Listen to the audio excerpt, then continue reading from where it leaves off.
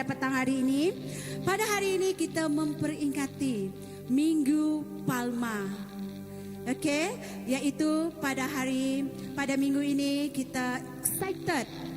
Kita sangat teruja. Kenapa? Kerana kita menyambut Tuhan Yesus memasuki kota Yerusalem dan disambut oleh orang ramai sebagai Raja. Orang ramai menghamparkan jubah dan mereka melambaikan daun palma dan berseru, "Diberkati Raja yang datang dengan nama Tuhan, damai sejahtera di surga dan kemuliaan di tempat yang maha tinggi." Mari kita bangkit dan kita melaungkan Hosana di tempat ini. Oke, mari kita bersama-sama, boleh bersama dengan saya? Hosana! Hosana! Dan kita katakan, Yesus Kristus adalah Raja. Mari kita coba sekali lagi. Hosana! Yesus Kristus adalah Raja. Oke, beri kemuliaan kepada Tuhan kita pada petang hari ini. Firman Tuhan juga mengingatkan kita, sesungguhnya aku berdiri di muka pintu dan mengetuk. Jika seseorang mendengar suaraku dan membuka pintu, aku akan masuk mendapatkannya. Pada hari ini Tuhan mengetuk pintu hati setiap kita yang hadir pada hari ini. Ini bukannya suatu ibadah yang biasa-biasa, tetapi ini adalah pertemuan yang luar biasa. Kita bersama dengan Tuhan kita yang luar biasa. Amin. Oke, mari kita tundukkan kepala dan berdoa. Bapa di surga yang penuh kasih, kami bersyukur kepadamu kerana Engkau mengumpulkan kami pada hari ini untuk beribadah kepadamu. Ini bukan ibadah yang biasa Tuhan, tetapi ini pertemuan kami secara pribadi bersama-Mu Bapa. Pada Minggu Palma ini kami mengingati bagaimana orang menyambut kedatangan Tuhan Yesus sebagai Raja dan berseru, "Diberkati Raja yang datang dalam nama Tuhan." Tuhan, pada saat ini kami datang menyambut Engkau sebagai Raja dalam hidup kami. Firman-Mu berkata bahwa Engkau berdiri di muka pintu dan mengetuk. Hari ini kami membuka pintu hati kami Bapa. Datanglah dan penuhi tempat ini dengan hadirat-Mu. Sucikan hati kami, tenangkan fikiran kami, dan arahkan perhatian kami hanya kepadamu. Kami serahkan pujian, doa, dan firman yang akan kami dengar ke tangan-Mu Bapa. Kami bersyukur kerana kami mempunyai Tuhan yang luar biasa. Di dalam nama Tuhan Yesus Kristus kami telah berdoa. Amin. Beri kemuliaan kepada Tuhan kita. Sekali lagi kita sebut, Yesus adalah Raja. Mari kita bersorak bagi Dia.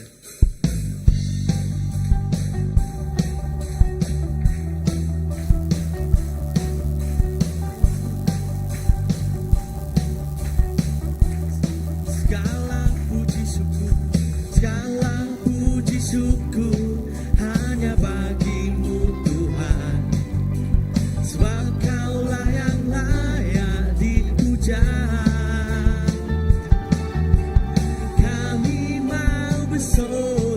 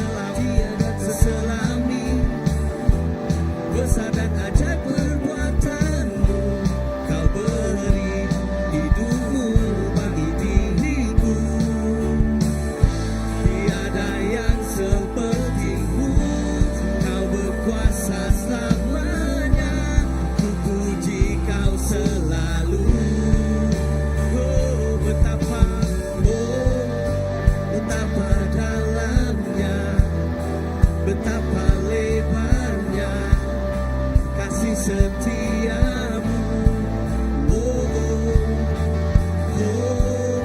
Tiada bandingannya, tiada duanya, tiada seperti Kau, Yesus Tuhanku.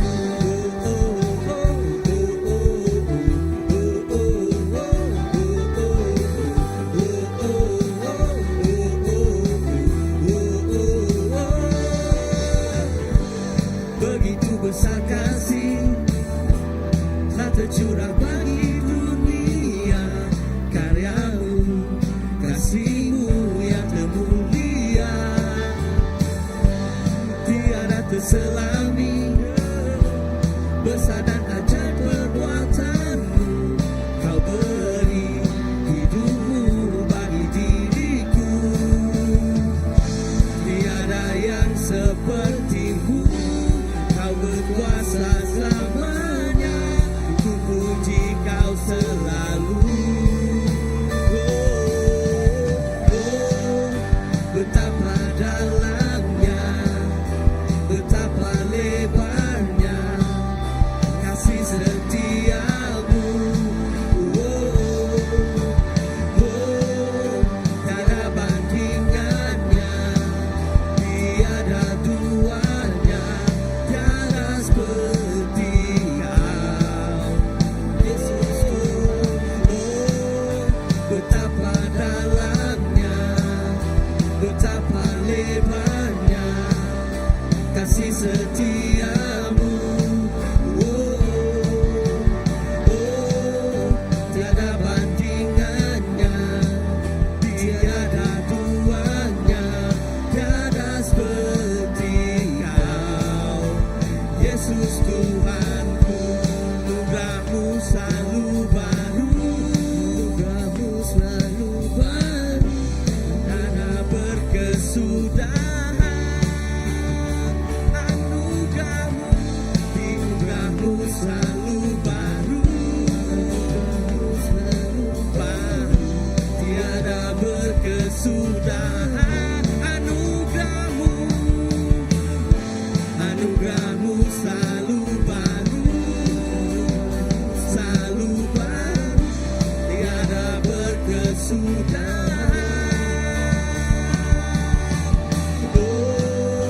Betapa dalamnya, betapa lebarnya kasih setiamu. Tiada bandingannya, tiada duanya, tiada seperti Kau, Yesus Tuhanku.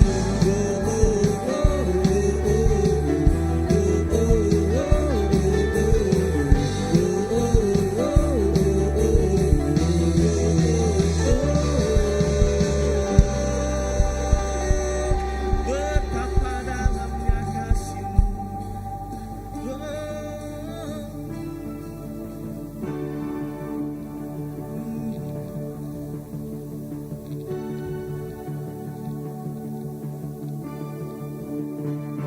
Terima kasih.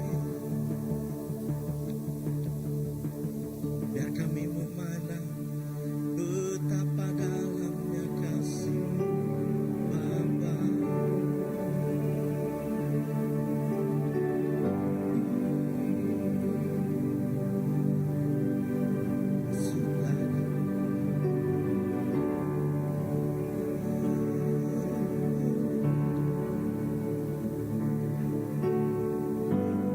Kami memandang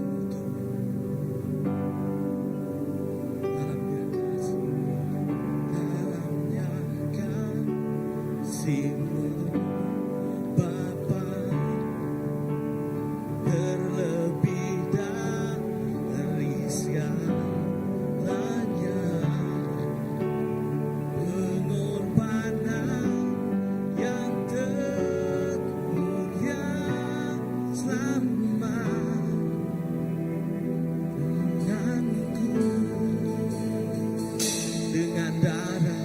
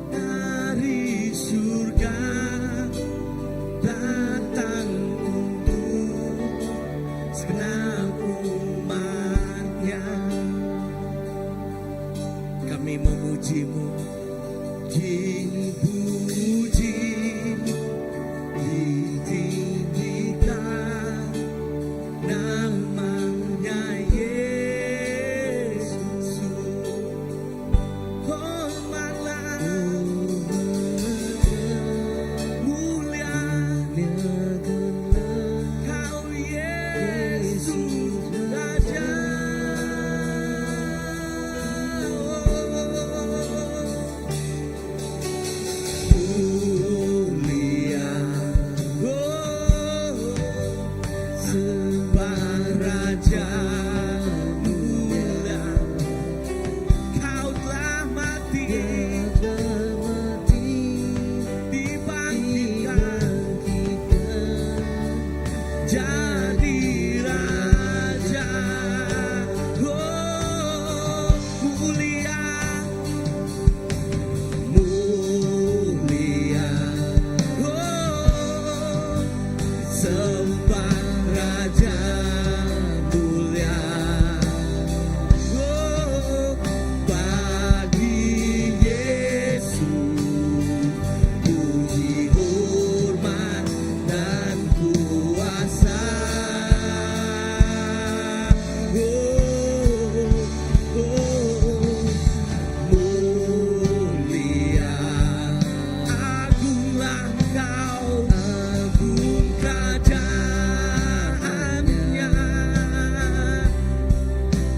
Dari surga datang untuk senang umatnya. Oh, dipuji, dipuji, ditinggikan namanya Yesus. Hormatlah, muliakanlah Yesus Raja.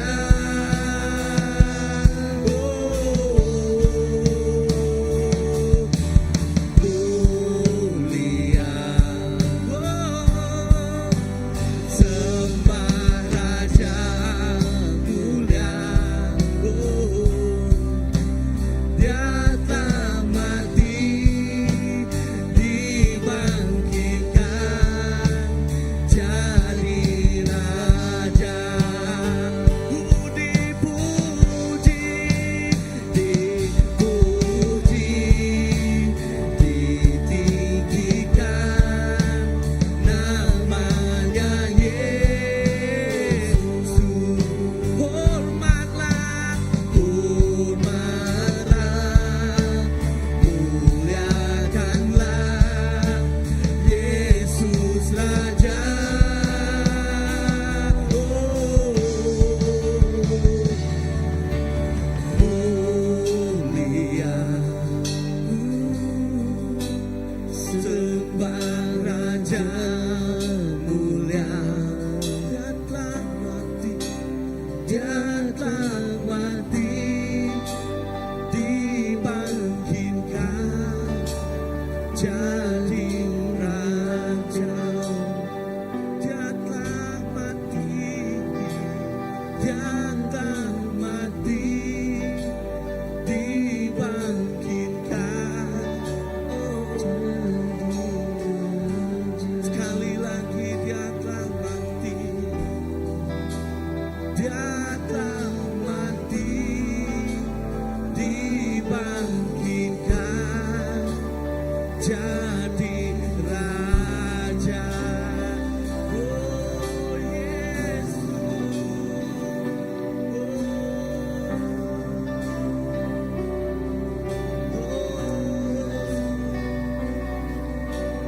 Kasih pengorbananmu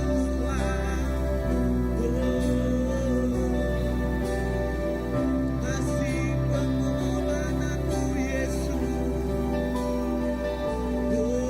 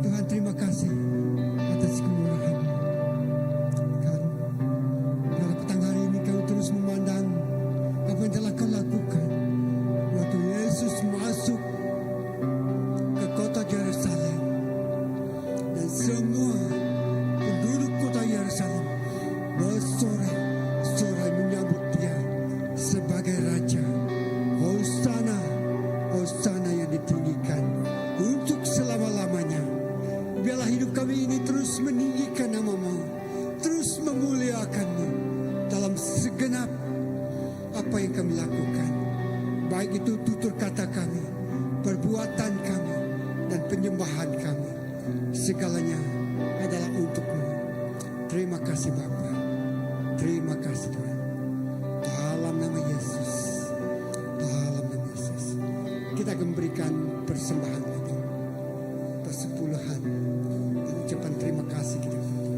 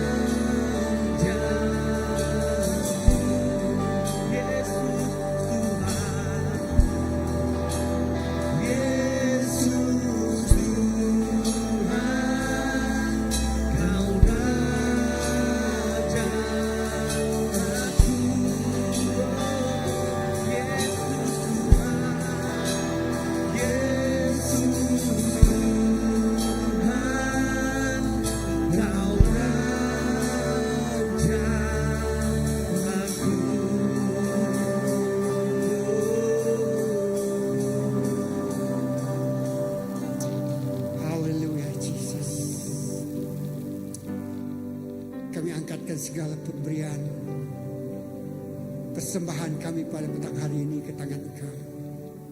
Tuhan, Kau berkata bawa lalu seluruh persembahan ke dalam rumah Tuhan, supaya makanan dan keperluan dicukupkan. Terima kasih Tuhan, segalanya ini adalah untuk kemuliaan-Mu, untuk kerajaan-Mu, dan untuk menjangkau jiwa-jiwa.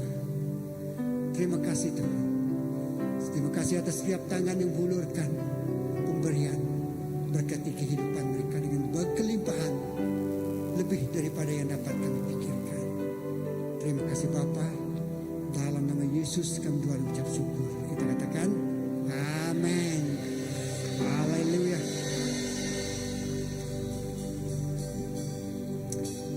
Oke, terima kasih. Petang hari ini kita terus akan disajikan dengan pemberitaan firman Tuhan. Dan pagi ini kita ada seorang speaker jauh jadi redebak telah berhijrah ke kota Kuching. Dengan tidak melengah masa, kita persilahkan Pastor Nila bagi tepukan yang kebur untuk beliau.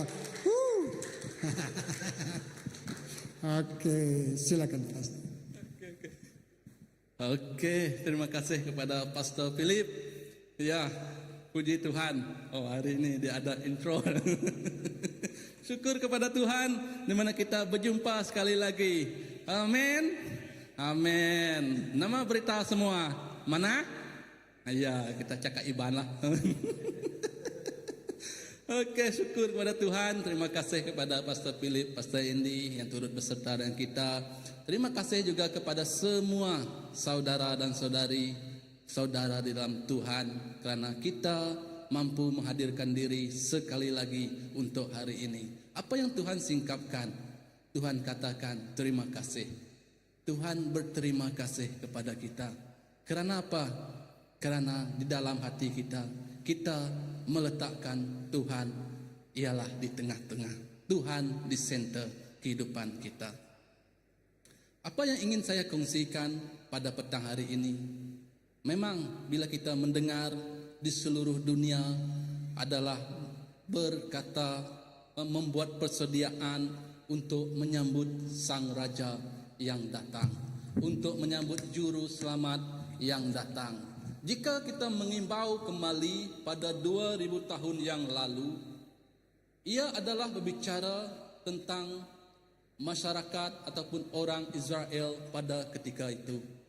Apa yang mereka nantikan ialah raja bagi kehidupan mereka, raja dunia bagi mereka. Bukan seperti yang kita lihat pada hari ini, bukan kan? Tentu mereka berfikir adalah raja yang memberi keselamatan, yang melepaskan mereka dari cengkaman, dari tekanan. Begitu juga pada kehidupan kita hari ini.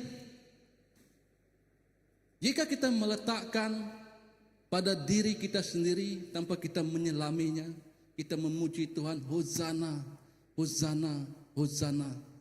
Selamatlah kami Tuhan, selamatkanlah kami Tuhan. Walaupun kita terus ditekan, kita dihimpit dan dihujah dengan pelbagai kata-kata fitnah ataupun perbuatan ataupun hasrat dengki orang yang berdekatan dengan kita. Memang orang yang berdekatan dengan kita kan, bukan orang yang jauh. Yang jauh tidak akan membuatkan kita terluka. Yang membuatkan kita terluka adalah orang yang berdekatan dengan kita. Kalau ada pun yang membuat kita terluka jauh, kalau ada posting di Instagram, Facebook, adalah kata-kata yang negatif itu. Kalau tidak tahan, kena tahanlah dengan ungkapan-ungkapan setiap manusia. Hari ini, minggu ini adalah Palm Sunday ataupun Ahad Palma. Mengapa kita ungkapkan minggu ini? Seluruh dunia mengatakan ia adalah Ahad Palma, di mana masyarakat Yerusalem, Israel, kehadiran Yesus ke Yerusalem, mereka sungguh dengan sukacita, bersorak-sorai menyatakan raja mereka hadir. Mereka sungguh teruja. Mereka ingatkan Tuhan yang hadir itu adalah memerintah mereka sebagai raja. Persediaan telah mereka buat. Malah jubah mereka hamparkan, daun-daun palma mereka hamparkan. Di Yohanes 12:13, mereka letakkan, mereka mengambil daun palma dan pergi menyambut dia seraya berseru, Hosana, Hosana. Mereka dengan sungguh sukacita menyambut Yesus datang ke Yerusalem pada waktu itu. Begitu juga kehidupan kita pada hari ini. Kita menyambut Raja yang hadir dalam kehidupan kita. Bila kita menyingkap tentang kehadiran Tuhan memasuki Yerusalem sebagai Raja, orang ramai bersorak. Peristiwa ini dicatat juga dalam Lukas 19:28 hingga 40. Orang ramai menghamparkan jubah di jalan, melambaikan daun palma, menyambut Yesus sebagai Raja. Tetapi hanya beberapa hari kemudian, itu yang kita tengok, paradoks Sang Raja dari Palma ke Golgota. Kita lihat di kaca skrin kita, dari hari Palma ke Golgota, disambut dengan sorak-sorai. Orang yang di waktu ia dalam perjalanan pergi ke Golgota, Berapa ramai kalau kita tengok orang-orang ramai yang menyertai dalam Yohanes 12:17, orang-orang ramai yang menyertai Yesus ketika dia memanggil Lazarus keluar dari kubur dan membangkitkan daripada antara orang mati, memberi kesaksian tentang dia. Oleh sebab itu orang ramai itu pergi menyambut dia kerana dia telah mendengar bahawa dia yang melakukan mujizat itu.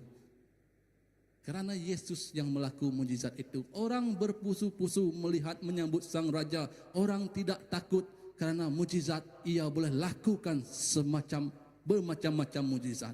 Tetapi di saat perjalanannya ke Golgota, adakah mereka bersorak-sorai, Hosana, Hosana? Tidak kan? Apa yang mereka buat? Semuanya murid-muridnya senyap, ketakutan.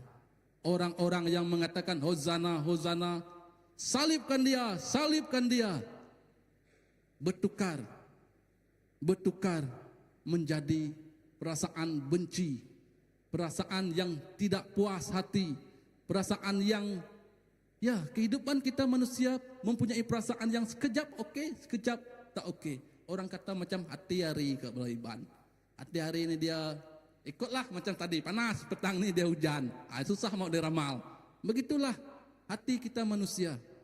Sekejap baik, sekejap tidak. Hari Palma adalah pengiktirafan yang hanya pada permukaan sahaja. Orang ramai bersorak memuji Hosana, mahukan raja politik dan raja penaluk duniawi. Meninggalkannya apabila dia ditangkap dan diseksa. Salib juga pengiktirafan sejati. Penjahat yang hancur dan hampir mati melihat raja abadi di sebalik penderitaan, menyerahkan nasib kekalnya kepada Tuhan Yesus. Inilah yang saya ingin singkapkan. Kita akan berjalan dari Palma ke Golgota.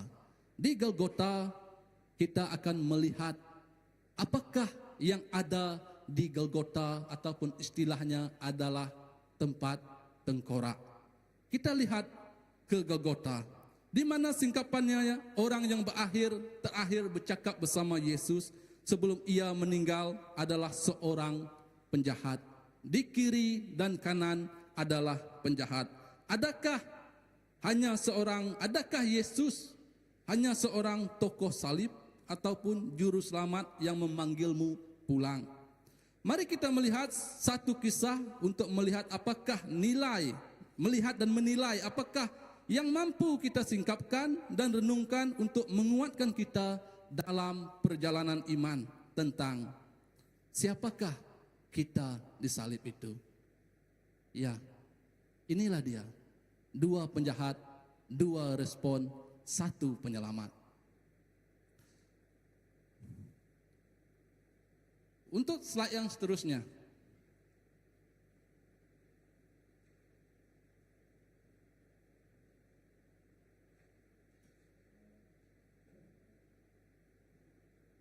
Ini adalah pemandangan di Golgota.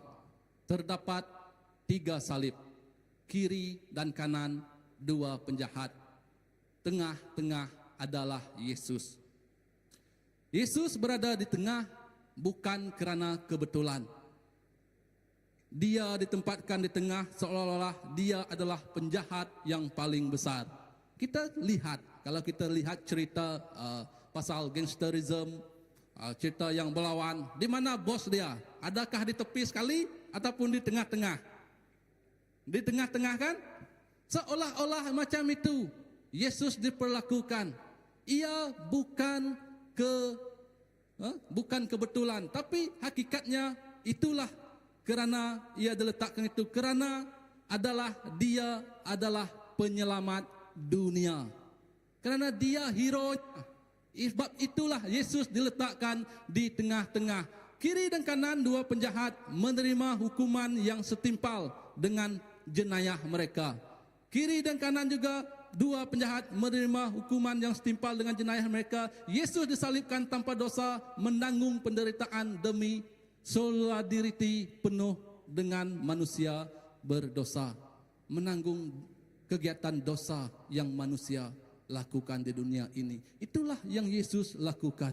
Kalau kita melihat kepada konteks sejarah, penyaliban ini adalah disempurnakan oleh Empayar Rom. Bukan sekadar untuk membunuh, tetapi sebagai penyiksaan dan penghinaan awam yang paling kejam sekali. Ini yang dilakukan pada waktu itu. Yesus disalibkan karena perbuatannya yang baik, yang manusia sendiri tidak ketahuinya. Kedua-duanya persamaan untuk penjahat ini.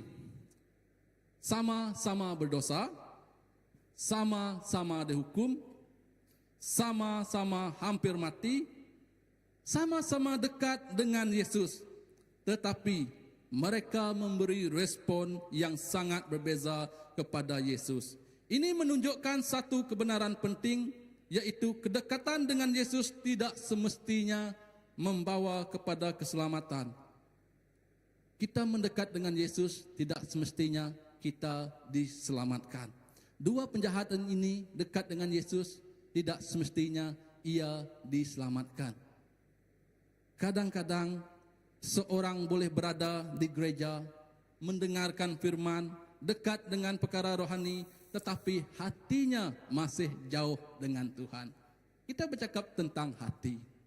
Hati yang menjauh dengan Tuhan. Seperti yang semalam juga, Reverend Pelen, kita punya Chairman MBC.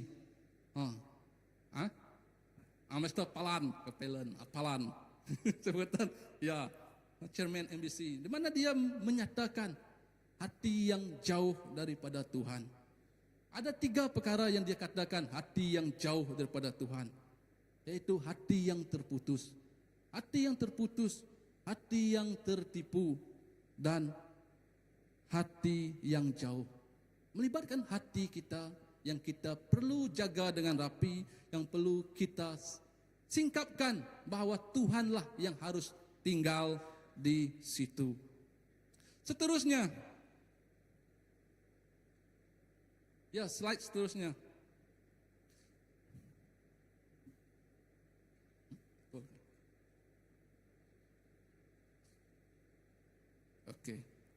Oke. Ya, soalan untuk kita. Sangat dekat dengan Yesus, tetapi siapakah kita sebenarnya? Adakah kita dekat dengan Yesus tanpa kita mengetahui siapa kita sebenarnya? Mari kita terus kepada yang seterusnya. Adakah kita rasa kita dekat dengan Yesus tanpa kita mengetahui siapa kita sebenarnya? Ataupun kita mengetahui siapa kita bersama Yesus? Adakah apa yang Tuhan Yesus lakukan itu kita mampu lakukannya juga? Kerana tiada yang mustahil bila kita meletakkan Yesus di tengah-tengah kehidupan kita. Kita terus kepada penjahat yang pertama. Diambil dari Injil Lukas 23:29. Seorang dari penjahat yang tergantung itu menghujat dia. Katanya, "Bukankah engkau adalah Kristus? Selamatkanlah dirimu dan kami." Penjahat yang pertama itu berkata kepada Yesus, "Bukankah engkau Kristus? Selamatkanlah dirimu dan kami." Selamatkanlah dirimu dan kami. Penjahat yang pertama mengatakan perkara seperti itu. Jika kita mengatakan, orang mengatakan kita, "Bukankah engkau orang Kristen? Mengapa perlakuan engkau seperti ini?"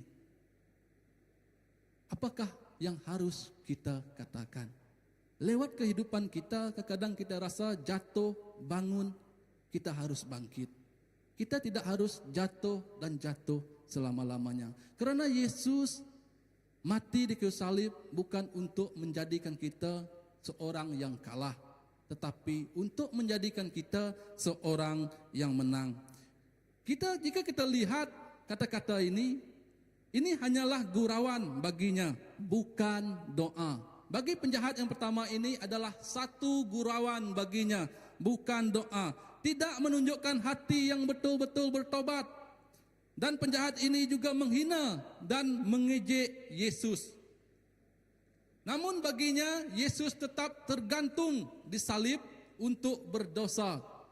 Berdosa seperti dia. Baginya Yesus adalah sama seperti dia, tergantung dan berdosa baginya. Kerana di tempat itu adalah tempat pembunuhan, tempat yang orang kata tengkorak, bukit tengkorak, di mana semua hukuman dilakukan di situ dengan kejam. Yang ketiga adalah ia melepaskan diri daripada musibah salib ataupun masalahnya. Jika dia tidak dapat melakukan mujizat, maka Yesus selayaknya untuk dihina. Jika dia tidak dapat melakukan mujizat, maka Yesus selayaknya dihina. Adakah kehidupan kita sebagai seorang Kristen seperti ini? Kadang-kadang kita inginkan suatu mujizat terjadi dalam kehidupan kita. Kadang-kadang inginkan suatu berkat dilakukan, diberikan pada kehidupan kita. Baru kita datang untuk memuji dan menyembah Tuhan. Seperti ini, kadang-kadang saya bercerita seperti ini. Anak saya, waktu saya balik bekerja, contohnya, dia akan datang menunggu saya di depan pintu dan mendakap, memeluk saya yang bungsu. Saya tengok dia memang membuka pintu untuk saya. Pada hari yang seterusnya, bila saya tengok dia lihat telefon mak dia akan segera juga pergi ke depan pintu untuk menyambut saya datang kerja. Melihat keadaannya seperti itu, saya memberikannya satu telefon memang untuk dia sendiri. Pada hari berikutnya, bila saya datang balik kerja, saya buka pintu, tiada lagi orang yang menyambut saya di depan pintu. Kadang-kadang Tuhan berbicara kepada kita. Bila kita tidak mempunyai sesuatu,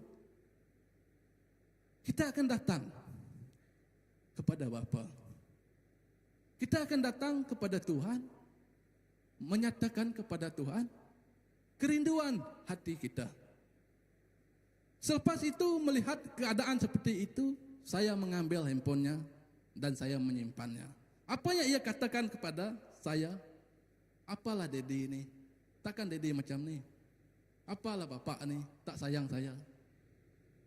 Kadang-kadang dalam proses yang kita tempuh, Tuhan terpaksa mengambil sesuatu yang membuatkan kita terlena, yang membuatkan kita terbuai dengan keadaan yang berkatnya berlimpah-limpah dalam kehidupan kita, sehingga kita lupa kehidupan untuk dekat bersama Tuhan. Kehidupan kita akan terus menyalahkan Tuhan. Kenapa Tuhan melakukan aku seperti ini? Apakah kita tidak melihat kehidupan pribadi kita sendiri? Apabila kehidupan kita diberkati, apabila kehidupan kita diurapi, apabila kehidupan kita merasakan kesenangannya, kita lupa bahawa Tuhan itu sentiasa hadir di depan pintu kehidupan kita. Bukalah, ketuklah pintu. Bukalah, aku akan masuk. Itulah yang Tuhan singkapkan di dalam kehidupan kita yang percaya. Saudara-saudari semua dan saudara sedalam seiman, saya percaya kita tidak lupa akan Tuhan. Kita percaya bahawa mujizat yang Tuhan lakukan pada hidup kita hari ini, itulah berkatnya, itulah kerinduannya yang kita harus hadir ke tempat ini memuji dan menyembah Tuhan, sujud di kaki Tuhan penuh dengan kerendahan hati, tetapi bukan dengan kerendahan diri. Mengapa saya katakan kerendahan hati? Kerana kerendahan hati itu kita akan meletakkan segala yang ada di dunia ini, sama ada atas hingga bawahnya, semuanya ke tepi. Apa yang kita lakukan adalah terus rendah hati untuk melayani Tuhan. Bukan kerana kita tidak tahu melakukan apa-apa, bukan kerana kita hebat melakukan apa-apa, tetapi kerana kita berkerinduan untuk memuliakan dan memujikan nama Tuhan. Itulah yang Tuhan inginkan. Bukan dengan merendah diri, aku tiada apa-apa, aku nadai pemberi, Aku tidak nemu, aku tak mampu buat ini, aku tak boleh buat ini. Itu adalah merendahkan diri, bukan merendahkan hati. Dalam arti kata lain, maaf jika saya katakan ini, sikap yang merendahkan diri ini adalah lebih sama artinya dengan meninggikan diri. Ya, memang betul. Apa yang harus kita lakukan adalah merendahkan diri kita. Tuhan yang datang dari atas, dari surga, hadir dan lahir ke dunia ini, dihantar ke dunia ini, mati di kayu salib untuk menebus kesalahan kita. Tuhan menyerahkan dirinya untuk di kayu salib. Kadang-kadang kita ini melebihi Tuhan. Tuhan merendahkan dirinya, kita meninggikan dirinya, mengambil tempat Tuhan, menghakimi antara satu sama lain, mengatakan ini, mengatakan itu. Saya percaya sini tiada macam itu kan? Ada? Tak ada. Ya, saya percaya kehidupan kita serahkan kepada Tuhan sepenuhnya. Dia tidak mahu bertobat langsung. Dia mahu bebas dari hukuman, tetapi masih mahu mengawal dosa-dosanya. Ia ingin bertobat, tapi ada sesuatu yang menghiraukan pikirannya. Kita ingin bertobat, tetapi ada sesuatu yang kita takut untuk lepaskan dalam kehidupan kita. Kita ingin melakukan sesuatu, tapi kita takut kita kehilangan sesuatu. Maksudnya kita masih meletakkan dunia ini di hadapan, bukan salib yang di hadapan kita. Seterusnya, slide yang seterusnya. Inilah hati yang menolak Yesus. Bukankah engkau adalah Kristus, selamatkan dirimu dan kami? Fokus yang salah, hanya mencari keselamatan jasmani, seperti yang saya katakan tadi, mahukan mujizat, bukan pengampunan. Yang kedua adalah kebebalan dosa. Masih ingin berdosa, menghina Tuhan ketika berada di ambang maut. Di titik-titik yang terendah masih menghina Tuhan walaupun nyawanya ingin melayang. Kadang-kadang kita mempunyai sikap seperti ini. Makin kita dibentuk, makin kita menyalahkan Tuhan. Prosesnya adalah proses yang kita lalui, wajib kita lalui untuk kita menjadi lebih matang di dalam Tuhan. Yang ketiga adalah realiti rohani, berada sangat dekat dengan Yesus. Tidak menjamin keselamatan jika hati terus dikeraskan.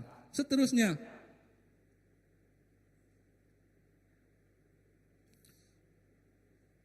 ya, bahaya jika kita mempunyai hati seperti ini. Dekat secara fizikal dengan Yesus tetapi tidak mengenalnya secara rohani. Ini adalah mencerminkan hati yang jauh dari Tuhan. Mereka datang kepada Tuhan hanya apabila sakit, hanya apabila kita mempunyai masalah ataupun kesusahan. Tapi mereka tidak mahu menyerahkan hidup kepada Tuhan. Hati seperti ini adalah bahaya jika kita terus miliki, jika kita terus simpannya. Kenapa ia bahaya? Yang pertama, karena penjahat ini hanya berada beberapa meter saja dari Yesus. Dia boleh melihat Yesus, dia boleh mendengar Yesus, namun dia tetap menolak Yesus. Kita mengetahui tentang kebenaran, kita mengetahui tentang Injil, kita mengetahui tentang kehidupan yang sebenarnya, tapi kita masih tidak mahu bertobat ke jalan yang benar. Hati telah menjadi keras. Dia bukan macam satu cerita hati telah menjadi hitam. Ada satu cerita tu, hati menjadi gelap, jadi hitam. Maksudnya diselubungi kegelapan, tiada cahaya. Jadi saya percaya hati kita tidak seperti itu. Berbalik kepada ini, namun ini adalah seseorang boleh seperti hidup kita hari ini. Seseorang boleh hadir, contoh dia, ke gereja setiap minggu, mendengar firman Tuhan, terlibat dalam pelayanan, tetapi masih belum mengenal Yesus secara pribadi. Berada di gereja tidak menyelamatkan. Betul kan? berada di gereja tidak menyelamatkan. Betul. Hari-hari kita melakukan aktiviti harian kita, kebiasaan kita, pergi dan balik, tetapi tiada pertumbuhan rohani. Mengapa saya katakan jika kita hanya hadir ke gereja tidak menyelamatkan? Karena hati kita tidak diserahkan kepada Tuhan sepenuhnya. Badan di gereja, pikiran di tempat lain. Contohnya seperti itu. Saya percaya yang sini tidak seperti itulah. Semua di sini baik-baik semua. Amin. Amin. Ya, puji Tuhan. Yang seterusnya adalah yang menyelamatkan adalah hanya Yesus sendiri. Maksudnya, letaklah Yesus sebagai fokus kita. Pertanyaan saya, apakah ini gambaran yang kita mencari Tuhan hanya di saat kita hidup sedang dalam kesusahan? Apakah kita mencari Tuhan di dalam hidup kita memang betul-betul memerlukan Tuhan? Bila kita senang, kita lupa Tuhan. Bila kita susah, kita cari Tuhan. Mungkin kita anggap Tuhan ini adalah satu tempat persinggahan. Disinggah bila perlu. Dicari bila perlu. Adakah kehidupan kita seperti ini? Saya percaya dalam kehidupan orang Kristen pada hari ini, Tuhan adalah sumber segalanya. Setiap kita yang di sini pun percaya bahawa tiada yang dapat menjauh dari Tuhan jika Tuhan itu kita simpan di dalam hati dan pikiran kita. Seterusnya adalah kajian penderitaan Yesus jika menurut biologi. Kita belajar sedikit tentang biologinya. Ini adalah kajian ataupun anatomi penderitaan dan harga sebuah ucapan. Jika kita lihat di kaca skrin ini adalah di mana, mengapa jari ataupun tangan Yesus itu disalibkan di pergelangan tangan. Paku menembusi saraf utama, ini adalah mencetuskan kesakitan melampau ke seluruh tubuhnya. Manakala di bagian dada, otot dada membuatkan otot dada lumpuh. Mangsa tidak boleh bernafas tanpa menolak tubuh ke atas menggunakan kaki yang dipaku. Dan yang ketiga, fakta keseksaan. Bercakap di kayu salib menuntut tenaga luar biasa. Setiap perkataan adalah nafas penderitaan yang mahal. Ia terpaksa menggunakan kakinya untuk menolak kepala ke atas, caranya untuk bernafas. Dari setiap nafas terakhirnya ia bercakap supaya kita mampu berubah.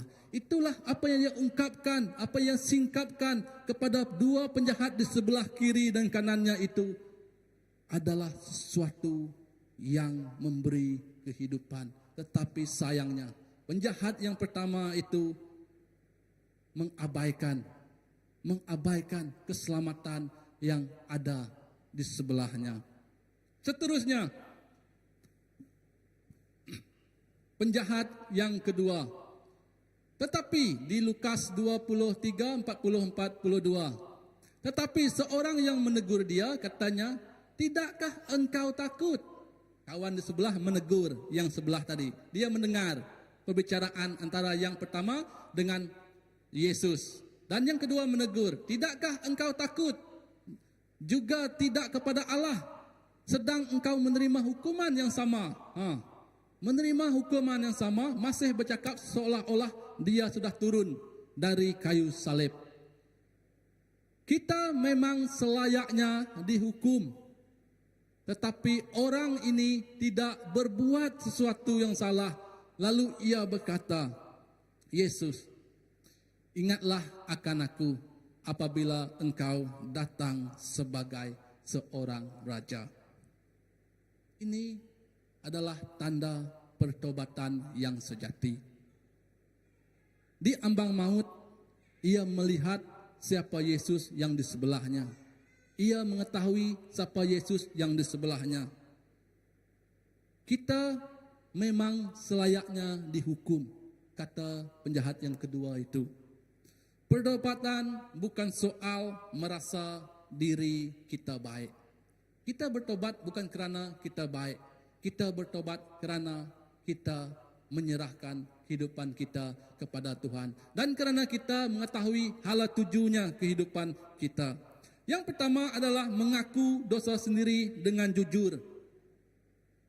Ia tidak menyalahkan nasib dan tidak merasakan diri menjadi korban. Inilah yang disingkapkan oleh penjahat yang kedua tadi. Ia tidak mengatakan dirinya adalah mangsa korban kerana dia memang berbuat jahat dan dia mengakui kesalahannya. Ia mengakui keadilan hukuman yang ia terima itu adalah setimpal dengan perbuatannya. Tetapi bagaimana dengan Yesus? Dia berkata bukan. Dia tidak melakukan apa-apa dosa. Ia setuju dengan keadilan Tuhan atas dosanya. Kita memang selayaknya dihukum. Dia selayaknya dihukum. Percaya sepenuhnya kepada Yesus, di tengah salib itu ia melihat bahwa Yesus adalah Raja yang tidak bersalah. Dalam konsep penjahat yang kedua ini di kayu salib itu adalah hatinya hati yang bertobat, memberi respon yang sangat berbeza. Mengapa? Kerana pada saat itu Yesus sedang disalibkan, dihina oleh orang ramai, kelihatan kalah. Yesus kelihatan kalah. Namun penjahat ini masih berkata, "Engkaulah Raja." Orang ramai pada Minggu Palma melihat Yesus naik keldai sebagai Raja, tapi penjahat ini berbeza dengan penglihatan manusia. Orang ramai pada hari Palma melihat Yesus menaiki keldai sebagai Raja yang membawa yang rendah hatinya. Tetapi penjahat ini adalah melihat Raja di atas kayu salib. Penjahat ini melihat Raja di atas kayu salib. Ini adalah iman yang sejati. Apa yang orang lain tidak nampak, ia nampak. Kenapa? Karena hatinya betul-betul bertobat. Hati yang bertobat menyebabkan Tuhan mampu memberi, melakukan sesuatu yang luar biasa dalam kehidupan orang yang percaya. 4 bukti pertobatan yang sejati. Takut akan Allah. Menyadari bahawa kematian jasmani bukanlah pengakhiran segalanya. Kesedaran dosa. Menerima keadilan dengan murka Tuhan. Dan murka Tuhan ke atas diri sendiri tanpa alasan. Yang ketiga adalah melihat kesucian Kristus. Percaya sepenuhnya bahawa Yesus adalah mangsa yang tidak bersalah, yang mampu membuatkan kita berani tampil berbeda, yaitu ia sanggup menegur kawannya yang pertama tadi. Kenapa engkau berkata sedemikian? Ia sanggup menegur kawannya yang sebelah itu demi kebenaran. Kadang-kadang dalam kehidupan kita hanya diam membisu tanpa berkata apa-apa. Kita boleh diam membisu seperti Yesus yang tidak berkata apa-apa pun kepada penjahat yang pertama tadi. Sepatah kata pun ia tidak berkata. Tetapi kita boleh menegur sesuatu yang bertentangan dengan yang sepatutnya kita lakukan sebagai orang yang percaya. Kadang-kadang kalau kita ingin melihat, orang selalu berkata, kalau kita melihat diri kita dalam masa yang akan datang, kita lihat siapa 5 ataupun 10 orang kawan yang terdekat dengan kita hari-hari. Jika kita berkawan dengan 5 orang ataupun 6 orang ataupun 10 orang, seorang yang perokok, kita tidak merokok, apa yang akan terjadi? Lama-kelamaan kita pun sebagai perokok. Jika kita bergumul dengan orang yang kaki botol, lama-lama kita pun sekaki juga. Betul. Kalau kita bercampur dengan orang yang kaki bergosip, kita pun suka bergosip juga.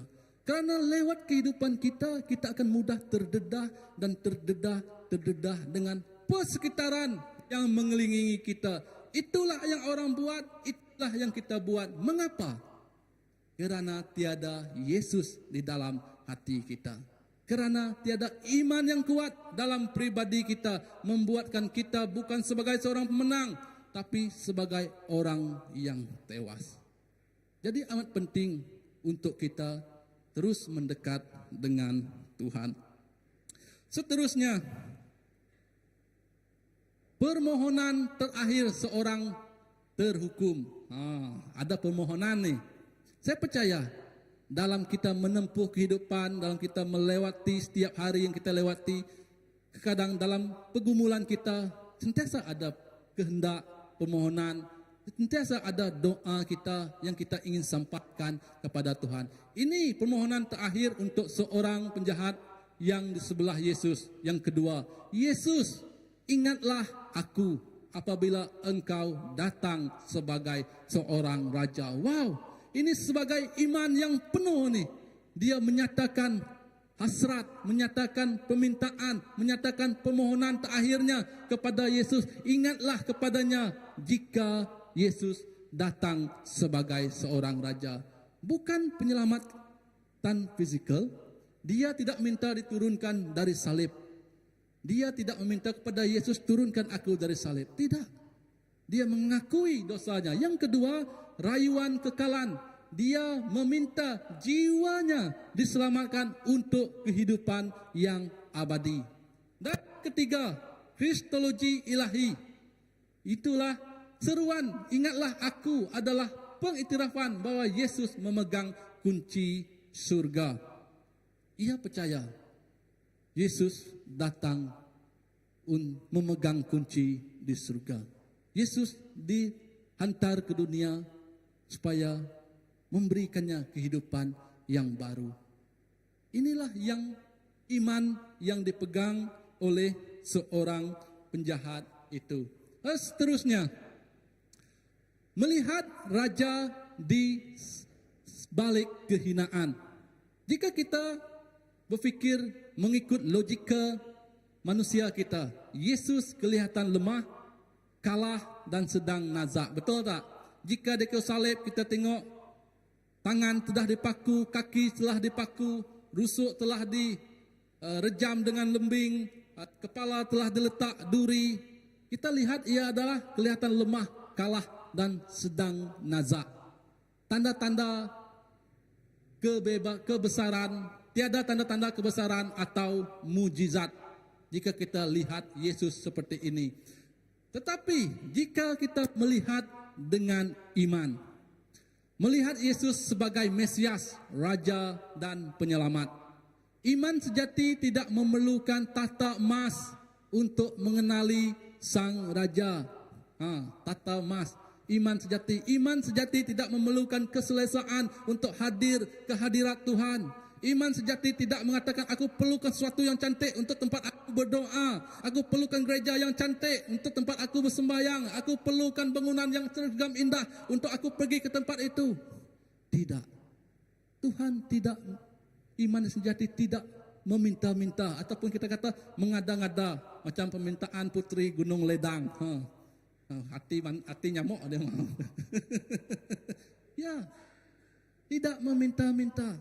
Kita hidup sekadar berkecukupan dengan apa yang kita ada.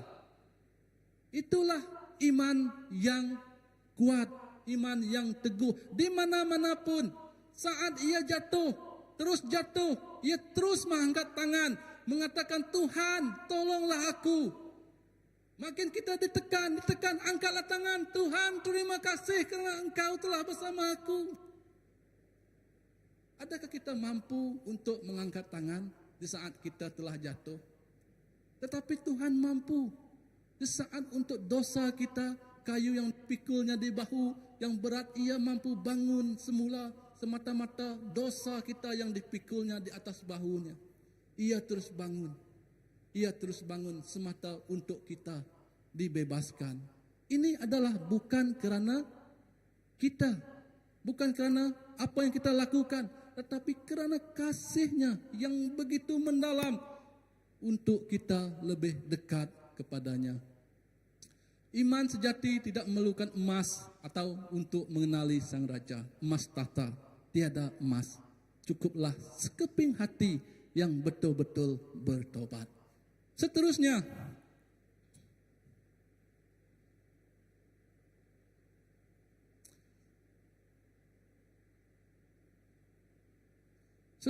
adalah janji Yesus.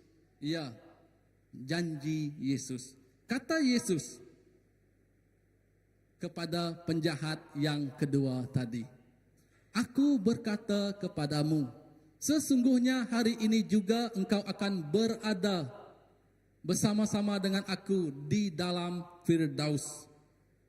Percayalah, hari ini engkau akan berada bersama aku di Firdaus, ataupun kata kita surga, ataupun tempat bersama-sama Allah bagi orang-orang yang percaya.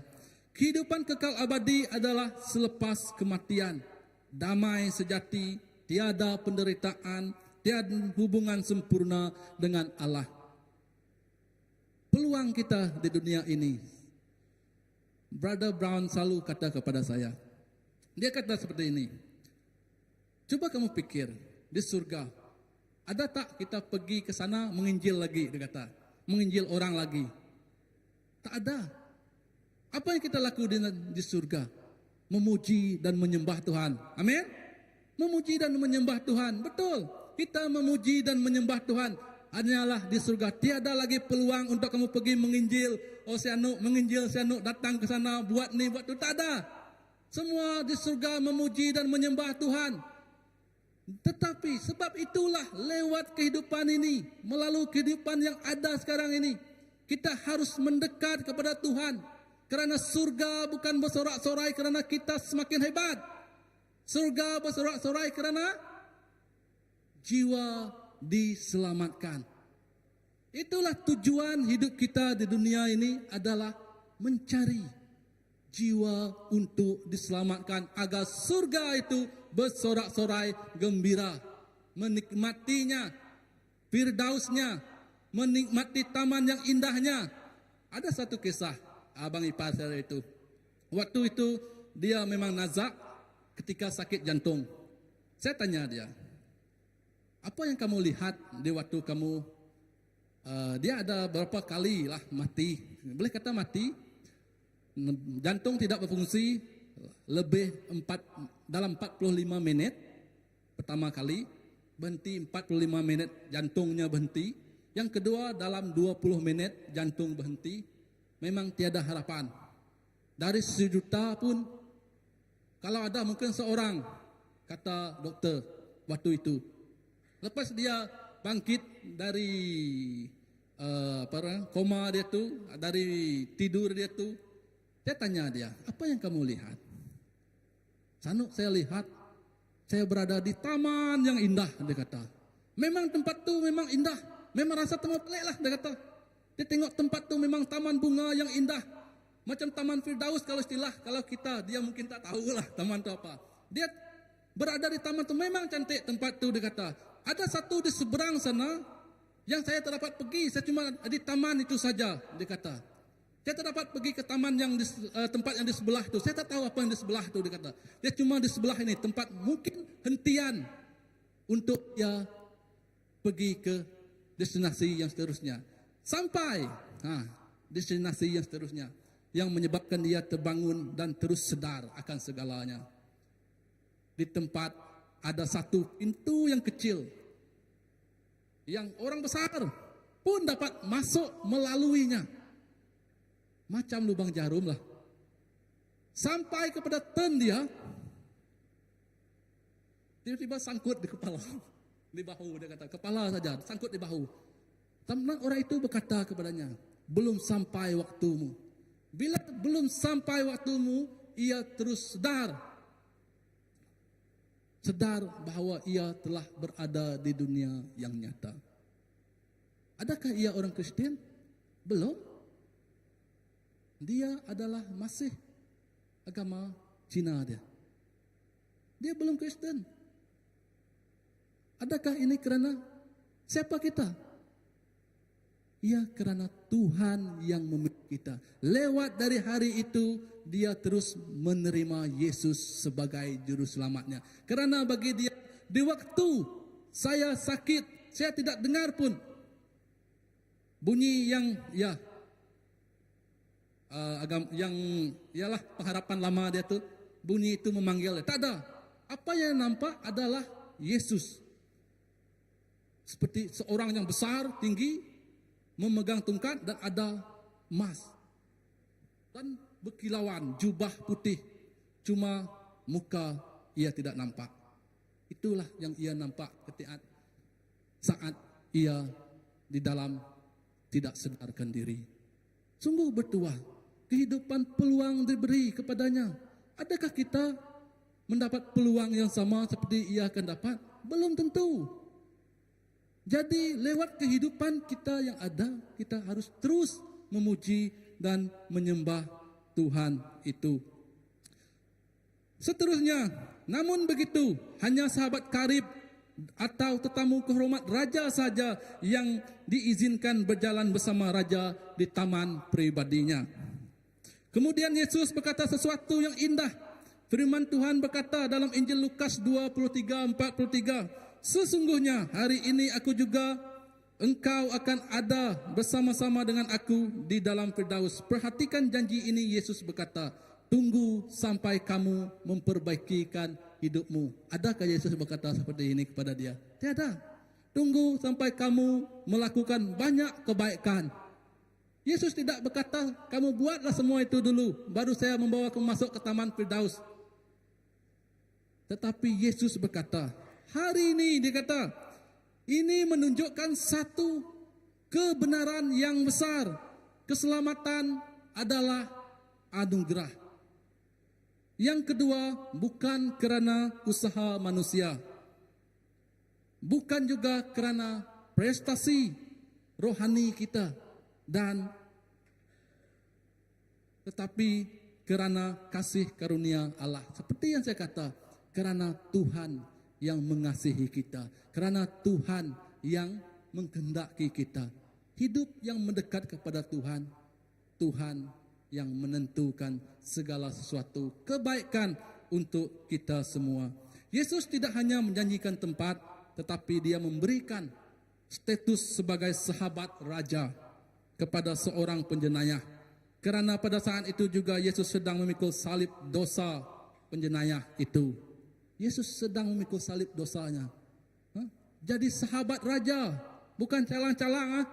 Sahabat raja, kita ni sahabat raja, bukan orang biasa, tetapi orang luar biasa. Seterusnya, persoalannya. Oke, next. Terusnya, persoalannya.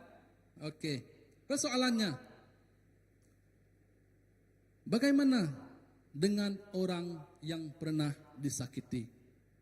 Jika kita melihat apa yang Tuhan lakukan kepada orang yang di atas salib itu, kita mempertikaikan.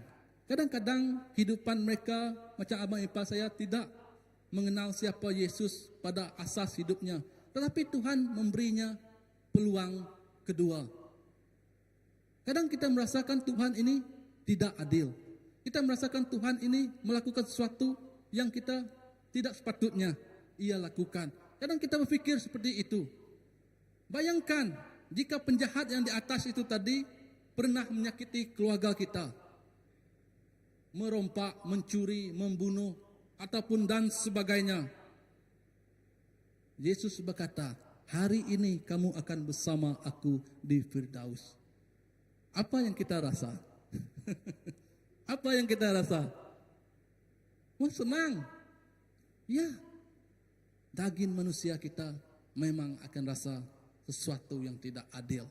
Kita akan mula mempertikaikan, apakah kita mengambil alih kerja Tuhan seperti yang katakan tadi. Tuhan di atas merendahkan dirinya, kita yang di bawah mengataskan diri kita. Ini adalah sesuatu yang terbalik. Memang wajar jika kita berasa sakit hati, bukan? Mesti, memang wajar. Benar dan betul. Bahawa pengampunan Yesus tidak menghapuskan trauma ataupun kerugian yang telah terkorban di dunia ini. Rasa marah adalah respon kedagingan kita sebagai manusia. Memang betul, ia tidak akan menghilangkan, tetapi masanya akan menentukannya. Saat kita bersedih, saat kita terluka, masa yang akan menentukan kita sembuh, sembuh dan sembuh. Tiada orang yang luka terus drastiknya sembuh waktu itu. Tidak. Ia akan memerlukan masa. Tetapi apa yang kita harus lakukan adalah dekat kepada Tuhan. Tapi ingat, penjahat ini tidak turun dari salib dan bebas. Ia tetap membayar kesalahannya kepada manusia dengan nyawanya sendiri. Penjahat ini tetap mati di kayu salib. Tiada pun ia dilepaskan. Maksudnya, hukuman dunianya memang telah ia jalani dengan setimpal dengan perbuatannya. Tidak ada ia diturunkan dari salib. Tidak ada. Begitulah kehidupan kita yang percaya. Jika kita mengandalkan Yesus dengan iman yang penuh. Seterusnya, ya, siapakah kita di salib itu? Dan salib adalah lebih besar dari dosa kita. Tidak ada dosa yang terlalu gelap atau terlalu besar untuk diampuni oleh darah Tuhan. Tidak ada masa yang terlalu terlewat untuk kembali dan berdamai dengan Tuhan.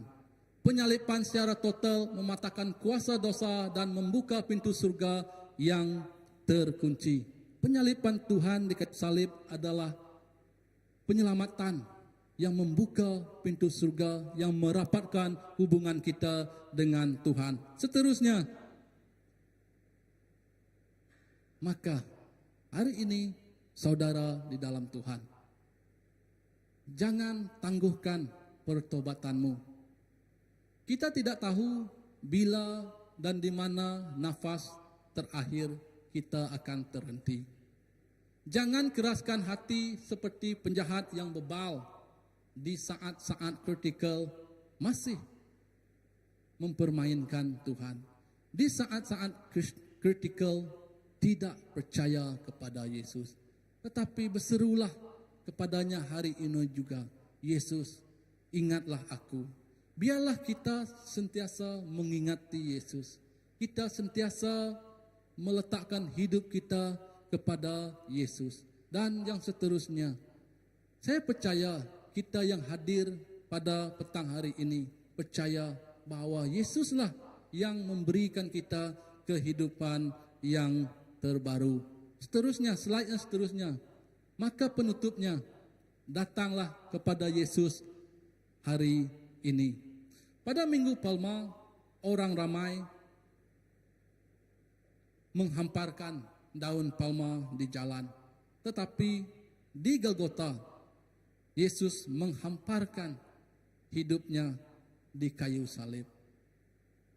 Dua perkara yang berbeza. Dua perkara yang lain maknanya. Jika dahulu kita menghamparkan daun palma untuk menyambut sang raja karena kita tidak tahu kebenarannya. Tetapi pada hari ini kita mengingati, kita mengetahui, kita mendengar. Biarlah kita hidup bukan hanya dengan mendengar Tuhan. Karena iman yang sejati itu adalah iman yang bukan hanya dengan sekadar mendengar, tapi iman yang mendekat dan merasai kedekatan itu bersama dengan Tuhan. Itulah iman yang sejati kita pada hari ini. Yesus di Golgota menghamparkan hidupnya di kayu salib untuk keselamatan kita semua. Dia datang bukan hanya untuk disambut sebagai raja. Dia datang untuk memikul dosa kita. Mati di kayu salib memberi kita hidup yang kekal. Dan hari ini Yesus masih berkata kepada kita, datanglah kepadaku.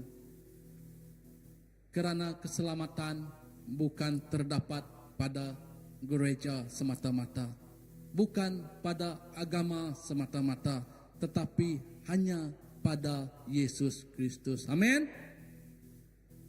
Kita beruntung menjadi orang Kristen. Karena apa kita beruntung menjadi orang Kristen? Adakah karena Kristen lain daripada agama lain? Adakah karena orang Kristen mempunyai Tuhan yang hidup? Itu jawaban yang selalu kita dengar. Kita bertuah menjadi orang Kristen karena apa? Karena kita ada Tuhan yang sanggup mati untuk dosa kita. Mari kita bangkit berdiri. Kita menjadi orang Kristen karena kita ada Tuhan yang sanggup mati untuk kita semua. Dekat mana-mana tiada Tuhan yang sanggup mati untuk orang lain, melainkan Yesus yang sanggup mati untuk kita semua. Yesus sanggup membayar upah dosa kita dengan darahnya di kayu salib supaya kita memiliki hubungan yang intim, hubungan yang rapat dengan Tuhan. Jika 2000 tahun yang lalu Yesus menaiki keldai untuk masuk ke Yerusalem, hari ini keldai itu adalah kita. Biarlah hidup kita menjadi seperti seekor keldai yang diguna dan dipakai oleh Yesus memberitakan Injil, memberitakan kerajaannya, menyebarkan perintahnya lewat kehidupan kita, lewat pekerjaan kita, melalui hati kita. Bawalah hidup ini berjalan kemana saja dengan membawa Yesus yang duduk di atas kita, membawa firman yang bertata di pikiran kita. Tiada hidup yang lebih indah bila kita meletakkan Yesus di tengah-tengah. Tiada hidup yang tidak mampu jika kita mengandalkan Yesus dalam kehidupan kita. Kita mampu bersorak, Hosana, Hosana, Hosana, karena kita tahu Tuhan memang datang menyelamatkan kita. Hari ini apapun bebanmu, apapun tekananmu, apakah yang kamu rasa dalam kehidupan, jatuh bangun pun kehidupanmu, jangan menyerah. Karena orang yang kuat itu bukan orang yang menyerah. Orang yang kuat itu adalah orang yang berserah kepada Tuhan, bukan menyerah kepada takdirnya. Biarlah kita hidup berserah kepada Tuhan, karena hidup kita bukan untuk diri kita lagi, tapi untuk Yesus. Janji kita, sekali Yesus, selama-lamanya tetap Yesus. Hari ini Tuhan hadir kehidupan kita, masuk ke dalam kehidupan kita, masuk ke tempat kita, masuk ke hati kita, dengan sorak-sorai kita menyambut kedatangan Tuhan. Dengan sukacita kita menyambut Raja Damai. Raja Damai yang memberi kedamaian kepada semua orang. Walaupun kita dicaci, kita dibenci, kita ditekan, kita tetap dengan lemah lembut karena kita mempunyai Raja Damai. Kedamaian itulah yang kita miliki pada hari ini. Kedamaian itulah yang melepaskan kita, yang membedakan kita dengan yang lainnya. Kedamaian itulah yang menyebabkan kita mampu melangkah lebih jauh.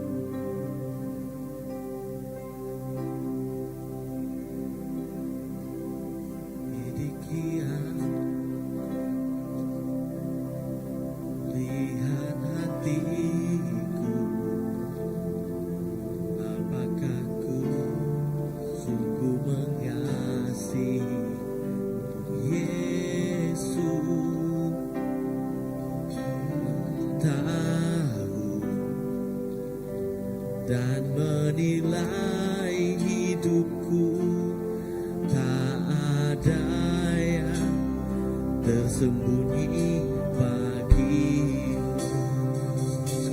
Selidiki aku, lihat hatiku, apakah ku sungguh mengasihi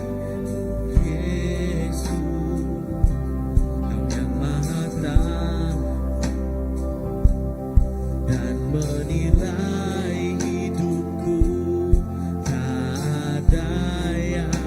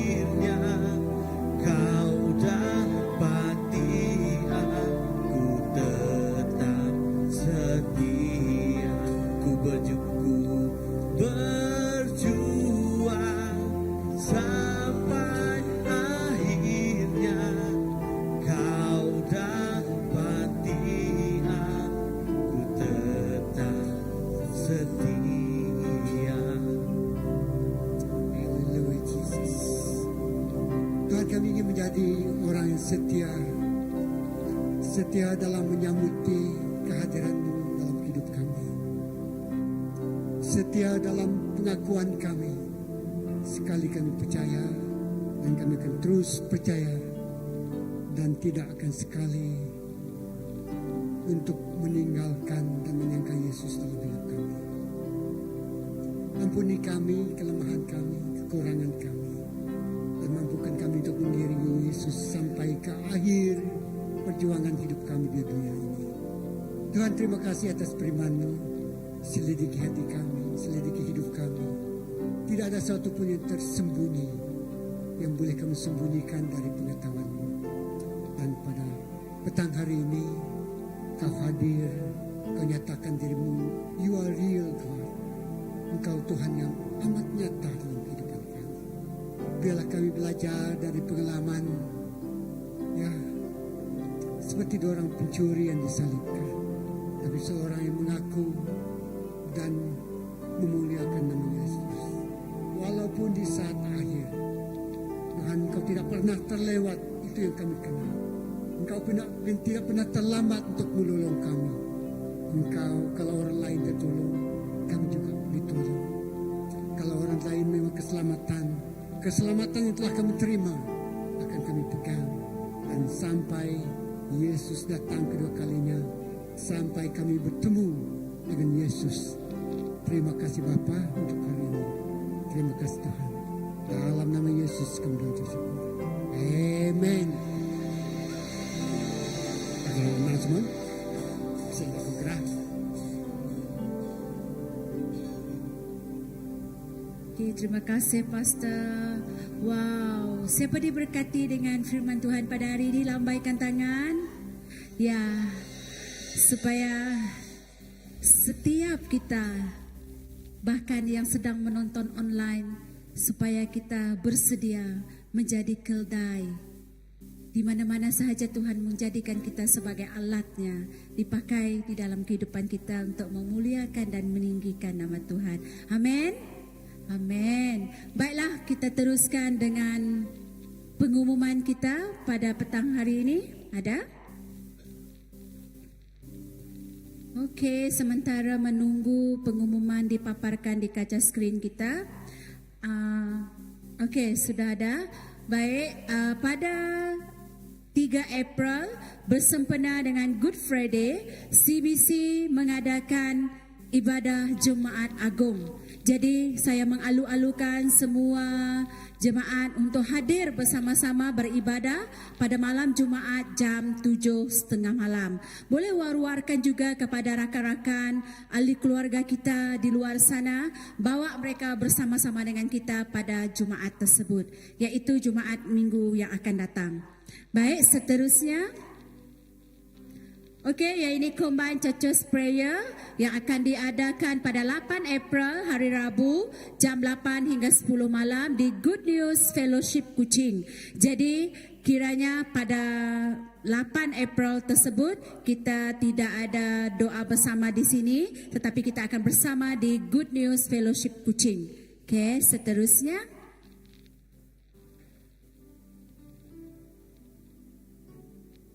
Okey, ni next.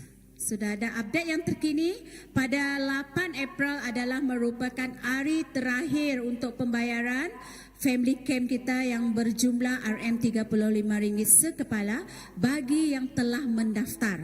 Okay, saya percaya Ketua House Group telah memaklumkan kepada House Group masing-masing. Okay, seterusnya. Ini adalah acara umum gereja seperti biasa, kebaktian hari Ahad.